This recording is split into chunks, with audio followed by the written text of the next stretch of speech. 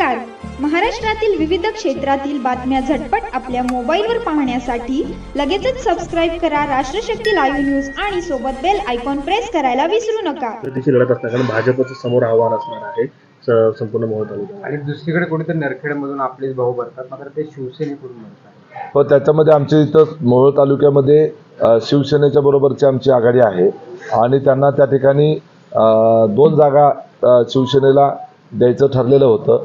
मग त्यामध्ये कुरुलची जागा त्यांची मागणी होती. मग कुरुलच्या जागेवर राष्ट्रवादीला ती जागा घेतली. त्यामुळे मला स्वतःची जागा त्यांना देण्याचं त्या ठिकाणी निर्णय घ्यावा लागला आणि म्हणून त्या ठिकाणी शिवसेनेची उमेदवारी नरखेडमधून आहे. अर्थात तो माझा भाऊच त्या ठिकाणी उभारतोय आणि खाली पंचायत समितीचे दोन्ही त्या राष्ट्रवादीच्या चिन्हावर घड्याळावर त्या ठिकाणी आम्ही लढतोय. आणि ही लढत जी आहे ही लढत कोणी कुठल्या पक्षावर लढत असलं तरी या तालुक्यामधली लढत अनगरकर पाटील विरुद्ध संपूर्ण मोहोळ तालुक्यातील सर्वसामान्य जनता अशीच ती लढत असणार आहे. आमदार राजाभाऊ खरे आमच्या सोबत आहेत. आज या ठिकाणी जिल्हाध्यक्ष चंद्रराज चौरे असतील किंवा आमचे प्रांतिकचे शिवसेनेचे अध्यक्ष ओबीसीचे रमेश बारसकर असतील, अनेक महत्त्वपूर्ण नेते त्या ठिकाणी आमच्यासोबत आहेत. आणि ज्या पद्धतीनं विधानसभेच्या निवडणुकीला या तालुक्यामध्ये सर्व वेगवेगळे आंगरकरांच्या विरोधात पक्ष एकत्र आले, त्या पद्धतीनं या ठिकाणी तसं चित्र पाहायला मिळेल. काही वेळेला काही जण तुम्हाला वेगळ्या चिन्हावर उभारलेले दिसतील. ते वेगळ्या चिन्हावर उभारलेले स्पॉन्सर्ड बाय अनगरच असतात. त्या लोकांच्या लक्षात आलेलं आहे. विरोधी मतामध्ये विभागणी करण्याच्या करता तसे उभे केले जातात कारण त्यांच्याकडे भरपूर पैसे आहेत आणि भरपूर त्यांची दहशत आहे. परंतु तरीसुद्धा मोहोळ नगरपालिकेत आपण पाहिलं एवढे मतविभागणी करून सुद्धा नगराध्यक्ष हा आमच्या विचाराचा त्या ठिकाणी निवडून आला. आणि आता उद्याच्या मोहोळ तालुक्याच्या या झेडपी पंचायत समितीच्या निवडणुकीमध्ये 6 जिल्हा परिषद सदस्य आणि 12 पंचायत समिती सदस्य हे आमच्या विचाराचे निवडून आलेले तुम्हाला दिसतील. निवडणुकीमध्ये दोन्ही राष्ट्रवादी एकत्र आली आणि त्यालाच साथ देत जे आहे ते शिवसेना शिंदे गट देखील जे आहे ते दोन्ही राष्ट्रवादीमध्ये निवडणुकीत सामील झाल्याचं पाहायला मिळते. एकंदरीत काय रणनीती असणार आहे, काय सांगा? या जिल्हा परिषद पंचायत समिती निवडणुकीमध्ये सोलापूरमध्ये राष्ट्रवादी काँग्रेस पार्टी, अजितदादा आणि त्याचबरोबर पवारसाहेबांचा तुतारी हे एकत्र आलेलं आहे. आणि त्याच्यासोबत काही मतदारसंघामध्ये काही तालुक्यांमध्ये काँग्रेस आणि मशालसुद्धा आमच्यासोबत आलेले आहे. आणि त्या पद्धतीनं ही निवडणूक अतिशय चांगल्या पद्धतीनं होईल आणि जिल्हा परिषदेमध्ये राष्ट्रवादी काँग्रेस पार्टीला निश्चितपणे चांगलं यश मिळेल असं आम्हाला सध्या दिसतं.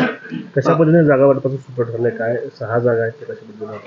नाही, त्याच्यामध्ये काय आहे की ज्या मतदारसंघामध्ये ज्या पक्षाची ताकद आहे त्या पद्धतीनं त्या ठिकाणी समीकरण ठेवण्यात आलेलं आहे.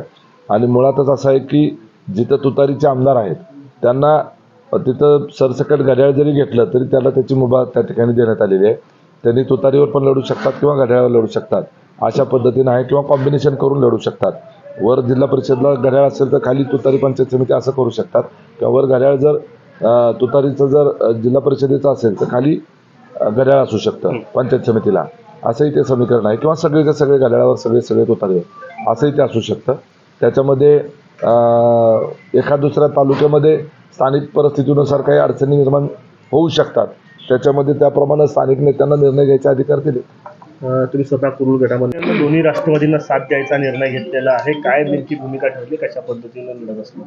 या तालुक्यामध्ये मोहोळ तालुक्यामध्ये पक्ष चिन्ह हे जरी वेगवेगळे असले, राष्ट्रवादी असेल शिवसेना असेल, पण ही लढाई खऱ्या अर्थानं जी हुकुमशाही अनगरकरांच्या विरोधामध्ये लढाई असल्यामुळं आम्ही चिन्ह पक्ष न बघता अनगरकरांच्या विरोधामध्ये जे आहे त्याच्या पाठीशी भक्कमपणे राहण्याची भूमिका विधानसभेला आम्ही घेतली.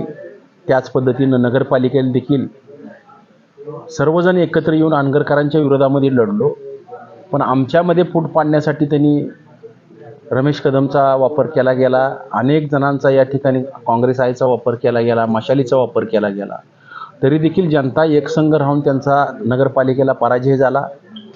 आत्ता जिल्हा परिषद आणि पंचायत समितीमध्ये देखील त्याच पद्धतीनं ते रणनीती आखत आहेत, पण त्यांना त्यामध्ये यश येणार नाही.